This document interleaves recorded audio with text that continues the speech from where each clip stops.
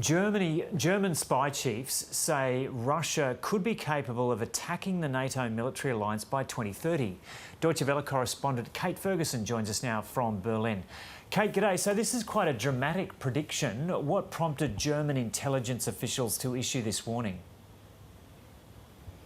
Well, I think I can best answer this question with a few examples of incidents that have taken place over the past few months, and they really are quite wide-ranging.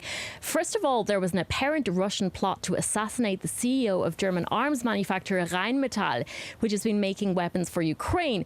Now, there have also been reports of high-speed drones flying over liquefied natural gas terminals in northern Germany.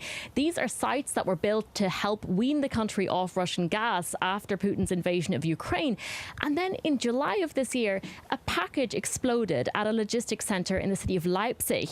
It was due to have been loaded onto a plane, which happened to have been delayed. But if it had exploded mid-air, it would have almost certainly caused the plane to crash. And altogether, these kinds of incidents are painting a picture of what German intelligence agencies are calling a quantitative and qualitative rise in acts of Russian espionage and sabotage. So if we really are looking at a potential Russian attack within the next 6 years, how capable would German intelligence and the army be of responding? To answer bluntly, they do not feel ready, and this may be why they felt compelled to issue such a stark warning. One of the problems intelligence agencies here face has to do with data sharing. Exchanging information with the German army, the Bundeswehr, for example, is extremely complicated from a legal perspective, as is the use of artificial intelligence, actually. And then when it comes to defense capabilities specifically, the German army is dealing with the impact of years of underinvestment. Now, German Chancellor Olaf Scholz promised to address this with a fundamental shift in defense policy after Russia's invasion of Ukraine. But intelligence agencies here say this hasn't really materialized. And finally, it's important to remember as well that Russia is operating a war economy at present. It's funneling enormous resources into its military at a time when countries like Germany are facing severe budget constraints. And I think that's also a really big factor in assessing the speed at which Russia could develop its attacking capabilities. And so the NATO alliance is very much held together by the US. How could the outcome of next month's election in the US factor into President Putin's planning? Yeah, so a weaker West is, of course, in Russia's best interest. And in the past several years, the role of the United States as the leader and upholder of this alliance has been somewhat in question.